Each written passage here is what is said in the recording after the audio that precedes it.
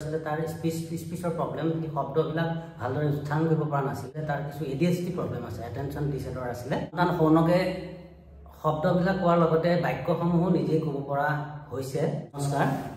আমাৰ ল'ৰা শ্ৰী সৌনক প্ৰীতম বৰা বৰ্তমান আমি আৰোগ্যৰ থেৰাপি চেণ্টাৰত আমি থেৰাপি কৰি আছো তাৰ জন্মৰ পিছৰ পৰা কিছু প্ৰব্লেম আমি দেখা পাইছিলো ঠিক আপোনাৰ 4 বছৰমান বয়সতে আমি দেখা পাইছিলো তাৰ প্ৰথম সমস্যাটো আছিল তাৰ স্পিচৰ প্ৰব্লেম শব্দবিলাক ভালদৰে উচ্চাৰণ কৰিব পৰা নাছিলে আৰু দ্বিতীয়তে আছিল তাৰ কিছু ADHD প্ৰব্লেম আছে এটেনশন ডিসঅৰ্ডাৰ আছিলে আৰু মানে এক জায়গা ৰখি থাকিব নিবিচাৰে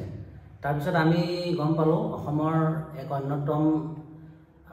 অনুষ্ঠান আৰোগ্য নগাঁও জিলাত আছে নগাঁও জিলাত আমি গম পাই পেলাই আহিলো ইয়াৰ মেম গৰাকীক আমি লগ পালো বাইৰে অ্যাসেসমেন্ট কৰি পেলাই আমাক কিছুদিন থেৰাপি ল'ব ক'লে আমি সেই সূত্ৰে আমি সপ্তাহত 3 দিন মানকে থেৰাপি দিলো বৰ্তমান আমাৰ সন্তান সৌনকে শব্দবিলাক কোৱাৰ লগতে বাক্যসমূহ নিজেই ক'ব পৰা হৈছে আৰু এটা ডাঙৰ সমস্যা হৈ আছিল এই সমস্যাটো হৈছিল কি হাতেৰে কলম লৈ লিখিবলৈ মন কৰা নাছিলে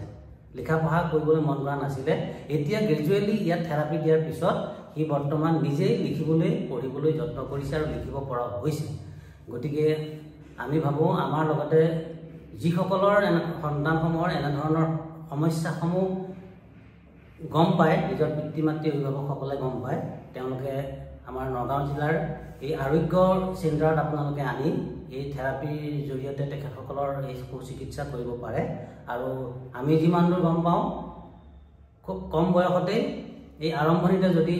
এই থেৰাপি চেণ্টাৰ আনিব পৰা যায় তেতিয়াহ'লে খুব সোনকালে আৰোগ্য লাভ কৰিব আৰু সাধাৰণ এটা চাইল্ডৰ দৰে ই সকলোবোৰ কাম কৰিব মিলিব পাৰিব আমি এই সুযোগতে আৰোগ্য চেণ্টাৰসমূহ ইয়াৰ যিসকল ডক্টৰ আৰু লগতে থেৰাপি চেণ্টাৰ যিসকল